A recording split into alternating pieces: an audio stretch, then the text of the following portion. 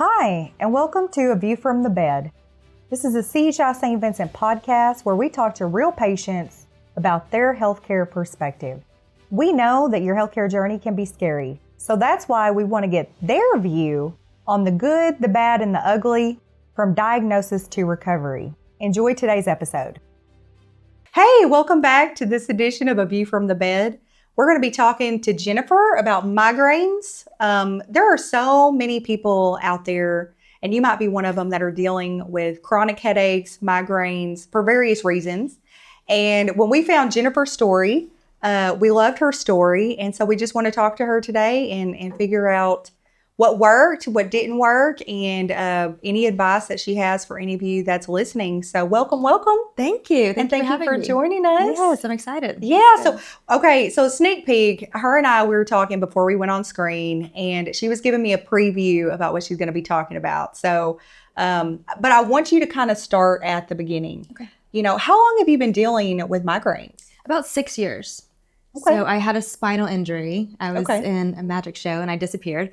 And I landed on a cinder block on my L5. And that was when I started having nerve pain in my legs. And I thought it was just some kind of nerve issue. And I found out that I had a spinal injury. So around the same time I was performing and I was in the bright lights and I couldn't see. I started getting the auras and spots. And I didn't realize that was part of a migraine. That was my first symptom, was the vision changes. Okay. And then I got the headache that came along with it. And since then I've had them reoccurring. I mean, almost every day I have some sort of headache. They can be different. They can change. But it became chronic. It became chronic migraines. Even through therapy and treatments of the spine, the migraines really have just stuck around. Well, you know, and I think that that's a really good point about, you know, how your migraines began, because, I mean, one, not every day you hear that a migraine occurs because of another trauma. Mm-hmm. But what you don't realize is that all of the nerves are connected. Right. And so, you know, and in fact, just the other day, I heard somebody that had shoulder pain that actually it was a degenerate disc in their neck. And so you just never know, especially if you weren't, you know, didn't grow up with them through childhood, which I know a lot of people have grown up with them through childhood. But, you know, it's so interesting that yours was at a magic show injury. Yeah, you don't hear about that often. No. It's a good story, I guess, to tell people hearing it. Yeah. I disappeared and then I turned I know. I mean, at least it is a cool lead-in. It's like I disappeared, but when I reappeared, I had migraines. Different, yes, absolutely. And it started off slow. It started off with like my ankle going numb, and your body is so complicated. It's all connected, and you can hurt something else, and it triggers another injury. And so that's been the hardest part, is deep diving and trying to figure out what is happening and what is causing this. Yeah. My mother also suffers from chronic migraine. So when I grew up, and some of it might be genetic even, when I grew up, she had headaches almost every day. And I thought, you know, when you hear of a migraine, you think it's just a mild pain. Yeah, like, I need to take some Tylenol. Yeah, I have a headache, something's going on. Migraines are totally different. You get nauseous. It brings on depression and anxiety, messes with your appetite, your vision, hearing. So there's so many things that happen with a migraine, and it can last for days. Mine typically lasts at least 4 days. Oh, wow. And then sometimes I'll get another one right after that. So it's way more complicated than people sometimes realize. No, it is very complicated. You know, when you would feel it coming on, were you just kind of debilitated for 4 days, or is it something that you would just have to try to function through? And at what point did you realize after the spinal injury that you're like, okay, I need to really go see someone specifically about the migraines? Yeah. So mine can come on and they last for, like I said, at least 4 days. And sometimes I can function when they first start, but there are days I call into work. I teach dance for a living. Oh, yeah. So I have to move around. I have to be very active. And there are days that I've had to call into work and say, hey, I just cannot function. I can't look at the light. I can't move. I'm so nauseous. And that can be hard for people to understand sometimes, for sure. So when it kept happening, and when I would wake up every day with some sort of headache, different headaches. It can be in the eye, it can be behind the head. When a storm comes in, I get the barometric pressure migraine. So it's so different that I finally had to go to my doctor and say, what is going on. We need to treat this. And so I tried a lot of different medications. Okay. And some of them helped a little bit, but I don't like side effects. Yeah. Because that can cause a whole different A lot of them have issue. terrible side effects with migraines. Right. I mean, even like severe sleepiness, and you're like, well, great, my head doesn't hurt because I'm like passed out asleep. Right. And, you know, you can't function if you're sleeping. But I don't know where I am. You can't drive on that kind of medication. You can't work on that either. Yeah. So after trying a list of medications that didn't really help, I decided to ask my doctor, what are some other options? And that's when he sent me to see Dr. Wei at the neurology clinic. Yeah.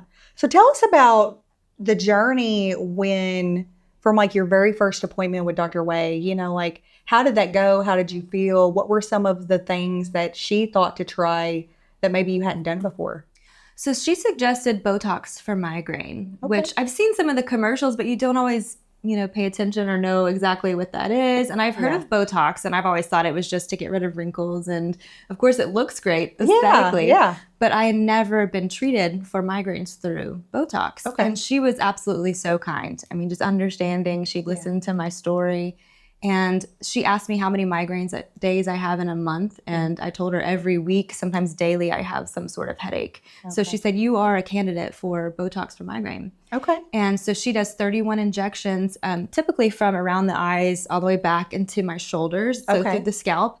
I actually like the feeling of it. It doesn't hurt me. Okay. So some people are afraid of needles. Yeah. It feels like acupuncture to me. It feels like a little tang or like a little. It might. Some like people say sensation. It stings a little, but to me it takes the pressure off. I've come to see her when I've had a migraine. Yeah. And I instantly feel some of that pressure just release just from the needles going in. So after about a week, it takes that pain away. If I ever have a slight headache coming on, it goes away in about 5 minutes. So I know that medicine is working. Yeah. And when it wears off, I get really bad migraines again. So I know that is making a big difference in my treatment.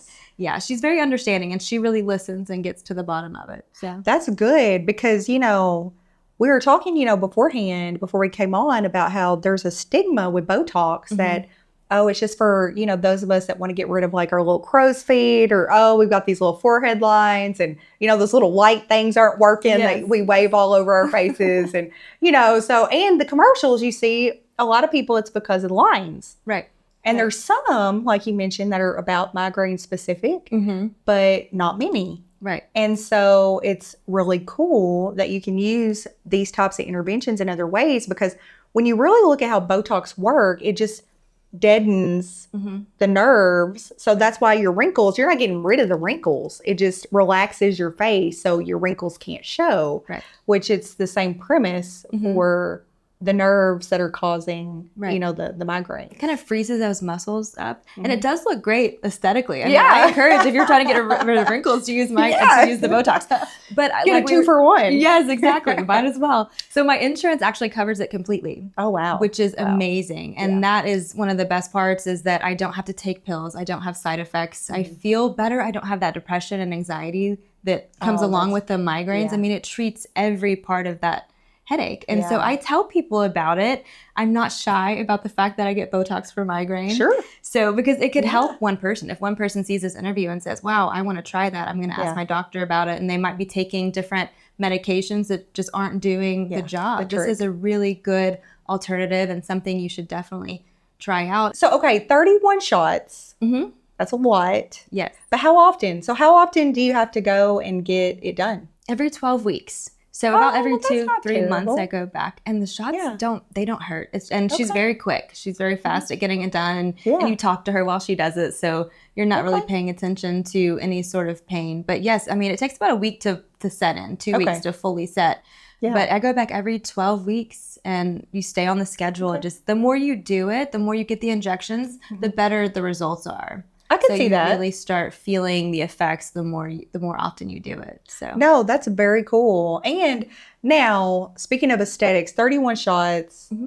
Do you get any little bruising that occurs from the shots, or? I haven't had any. Now, somebody else's skin might be different. But you might have a little spot of blood, but I go straight to work after I get it done. And you just don't scrub your face really hard for the first day. Try and stay out of the sun. She'll tell you all of the things you need to avoid. Sure. But yeah, you don't look crazy. You don't have a bunch of bruises or That's good. Yes. Yeah. That's really good. Now, again, like we say with all of our stories, we have caveats, right? So if you have iron deficiencies or if you're diabetic, we tend to bruise a lot easier. Being a diabetic, I know this. I'm covered with bruises from a project right now.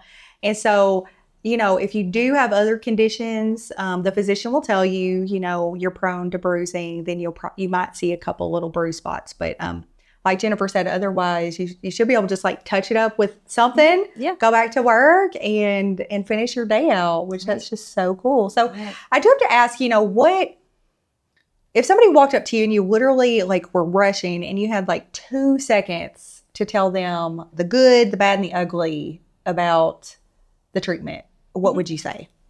The good is it lasts for a long time. The bad, you might have a tiny bit of uncomfort for about 5 minutes when she's doing the injections. I haven't had any bad side effects from the migraine treatments. Oh, that's wonderful. So I think it's just worth making that appointment and going to see the doctor about it. Yeah, sure. And I think too, it's going to see a doctor that's open and a neurologist that's open to Botox treatment, because if you've been treated by a physician that maybe hasn't brought up other treatments, they might still be working through the list, because we all know insurance has checklists, that you have to go through sometimes.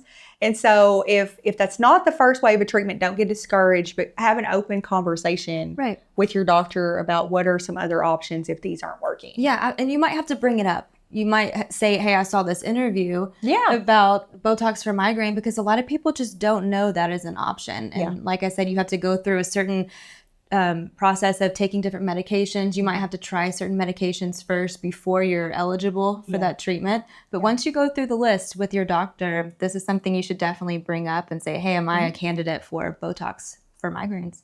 Yeah, no, I think it's lovely, because so many people are affected by migraines. I mean, Jennifer's story is very unique, but she's definitely one of many, many. Like you said, your mom has suffered from chronic migraines. And I know there's so many of you that watch that we get questions about headaches and migraines all the time. And I'll be honest, our neurologists stay super packed, because a lot of people deal with chronic headaches, chronic migraines for various reasons. And so make sure you go check out and have open conversations with your doctor and bring up Botox as an option. Absolutely. Because again, it might work for you and you might get relief. And every 12 weeks, I'll be honest, does not sound terrible. No, I look forward to it, because when the Botox wears off, I start to get a headache again. Yeah. And it comes back very intense, and I'm like, oh, it's time to get that. It's time. Those Just put it in my phone. Yes, it is time to get that appointment. They set it up for you. They keep you on schedule so you won't forget.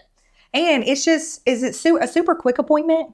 Yes, you come in, you fill out paperwork, and just make sure that everything's working okay. They follow up on your last round of Botox, and she comes in and injects. You're out in about 5 or 10 minutes. It's very fast. I mean, that's amazing. That's super amazing. And I have to ask you though, like, how is everything else, you're mentioning like in your legs and parts of them would go numb and it would bother you. So like, how is that going for you? So I actually set up an appointment with Dr. Wei to get some more MRIs done, because I felt better for a while, and I still dance and teach dance. So I still have a little bit of numbness. It's not as bad as it used to be. Yeah. So we are doing some tests on that area just to see if we can find something else that actually causes the migraines, because like I said, I'm being treated for the migraines. Sure. But we still want to know if there's something that's being missed on what is causing this. If it's something in my neck, she's going to check my neck on an MRI, and also the spine again, just to see if we've missed anything. But at least for this time, then Botox will help me get through those rough days. That's right. Because, again, you bring up a great point, Jennifer, is, and I love Dr. Wei. I mean, she's phenomenal. And, but having a doctor that looks for the root cause is also really important, because you can treat a symptom, but if you can treat the cause, if you can find a cause, then that's really the best case scenario. Yes. Now, sometimes with migraines, they can't find a cause because there's so many various factors that are included, but it's really good that she's trying to dig deep while giving you relief in the meantime, to see if they can treat a root cause. Right. Let's rule anything out. If there's something else that's going on, we want to know about it. And sometimes you have to ask your doctor. If you're just feeling off, or if you know something isn't right, keep pushing and keep saying, hey, can you refer me to somebody else? Or look up your symptoms and see what you can do as far as research, and see if you can find other stories of people who have gone through some of the same things. You might have a connection there that you haven't heard of before. So absolutely. And I think a big part of today's story with Jennifer is, don't be afraid to try methods that seem a little unusual, that might work, and also talk about it. If you're someone that is suffering from headaches or migraines and maybe your treatment's not working like it should and you have that depression, talk to somebody about it. Let somebody know. It could be a friend, a parent, a stranger that you've met, that maybe they have similar connections with how they're feeling. If they have migraines or some support groups, I'm sure that you can find online and resources.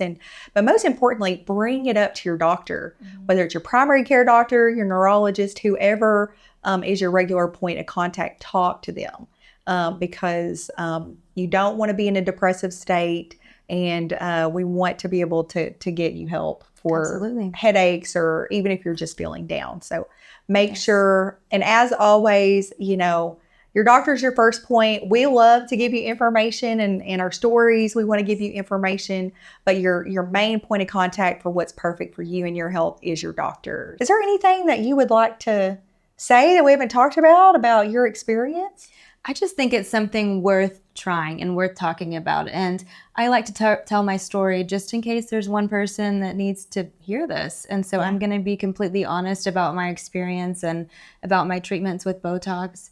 But I appreciate you having me. This has been a really awesome opportunity to be able to talk about and turn this into something positive, because sometimes you suffer in silence and you think, what is happening? What's the point in this? But I believe if we talk about these issues and discuss them, it can really cause some healing for some people. So no, I love it, because it's don't suffer in silence. Right. That's the whole mantra of our podcast is we all are going through something. So even just everyday tasks, doing the dishes, doing the laundry, sleeping is a very big one for me. If I don't get adequate sleep, I am cranky, right? Like anybody. So when I get a migraine, I can suffer from insomnia, which causes sleep. The last one I had, I was up until 3:30 in the morning and then woke up again at 4 a.m. I mean, you just get no sleep because of the pain, and your mind is racing. It's crazy how it's connected to your brain. It is neurological. So it can affect so many different things. Appetite, you have that appetite aversion, food aversion. So when I get the Botox for migraines, I'm able to eat normally. There's no weird symptoms with that. I'm able to go to work, everyday tasks. So just breathing, living normally. Just feeling awesome. Like a human. Yes, just everyday things. Talking on the phone, texting, work on a computer. If you have migraines, it's hard to even check your phone or listen to phone calls and talk to people. So you start to isolate, which is something maybe people should know, is when you suffer with migraines, you don't want to talk to anybody. You're physically unable to just have a normal conversation or go to work. And no matter what your job is, it can be very difficult, especially if you drive for a living. I can't imagine being in a car and trying to focus on the road or something dangerous. Luckily, my job is teaching dance, so I do have to be active, but it's not an essential job. I can't imagine having something that is an essential job. People really need you, and you can't go to work because you suffer with migraines, and it can last for days and days. So. Well, and I imagine too, just even planning, whether it's vacations or trips, because prior to treatment, you'll be like, well, I don't know if I'll have a migraine or not, so I can in good faith. But can you imagine getting on a plane with a migraine and you already have, and then you have that pressure in your head as well? So it is definitely something that you have that confidence you can live your life. With the Botox for migraine, helps me move forward and just plan things, plan trips, plan work, and not feel that there's something in the way or something's going to happen. I know this is going to help protect me from that. And like I said, after I get the Botox, if I start to get a slight headache, it's gone in about 5 minutes. Which is amazing. Yes. I mean, that's better than any Tylenol you could ever take. Even if you just get random headaches, Tylenol does not take 5 minutes. So that is just a really cool thing. And like you said, you just probably have a more freedom. You feel like, oh wow, I'm just free. Absolutely. To just be who you want to be and hang out with who you want to, and not have to worry that you're going to go into a debilitating situation where you have to figure out what to do at that point. My personality is back. That's good. One thing you just good. get sad and in pain. When you're in pain, you're just not in a good mood. Yeah. And especially if you're in pain all the time, it causes fatigue mentally, physically, emotionally, in every way. You just feel drained because your body is working so hard to fight that pain and the inflammation that you just are tired and not always in a great mood. Yeah. So this just takes that away, and I feel like a weight is lifted and I can just be myself. That's amazing. I've only had maybe 2 migraines in my entire life. And they're both related to, one was like steroid induced and then the other one was from, I was sick. It was horrible. Mm-hmm. I mean, I was just like, let me be with you, Jesus, because I'm not going to make it through. There are prayers involved. But, to your point though, you're just like, oh my goodness, I don't know if I'm going to make it. And so it's just amazing to see that, I can tell you feel good. Yes. You look like you feel good. Thank you. and so that's amazing. And so makes a huge difference just all around in quality of life. Yeah.